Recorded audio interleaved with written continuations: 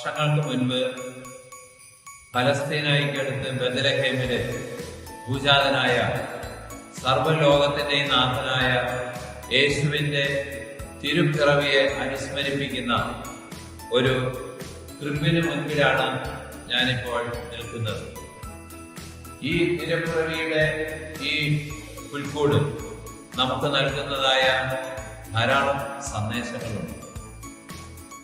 സ്നേഹം ഇനിയും ഈ ലോകത്തിന് ആവശ്യമാണ് എന്ന് ഈ പുൽക്കൂട് നമ്മെ അനുസ്മരിപ്പിക്കുന്നു.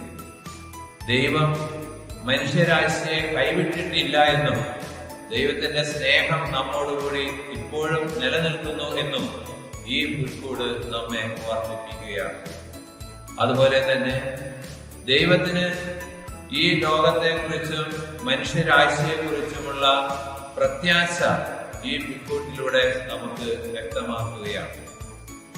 ദൈവം നൽകുന്നതായ ആ സന്തോഷം ഇന്നും മനുഷ്യൻ അന്വേഷിക്കുന്നുണ്ട് എന്നുള്ളത് ഈ പുൽക്കൂട്ടിലേക്ക് നോക്കുമ്പോൾ നമുക്ക് മനസ്സിലാക്കാൻ കഴിയുന്ന ഒരു സത്യമാണ്.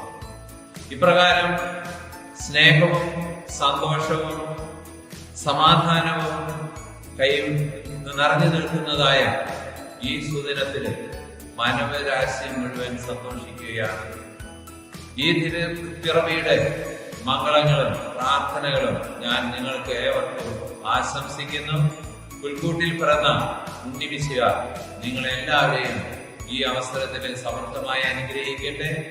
കൃപ നിറഞ്ഞ ഒരു വർഷം നിങ്ങൾക്ക് ഉണ്ടാകട്ടെ എന്ന് ഞാൻ ആശംസിക്കുകയും ചെയ്യുന്നു. ഷെക്കീന ടിവിയുടെ ലോകമെമ്പാടുമുള്ള പ്രേക്ഷകർക്ക് എന്റെ ഹൃദയം നിറഞ്ഞ ക്രിസ്മസ് ആശംസകളും പുതുവത്സര നന്മകളും നേർന്നുകൊള്ളുന്നു. സസ്നേഹം, നിങ്ങളുടെ ബിഷപ്പ് ജോയ് ആനന്ദ്.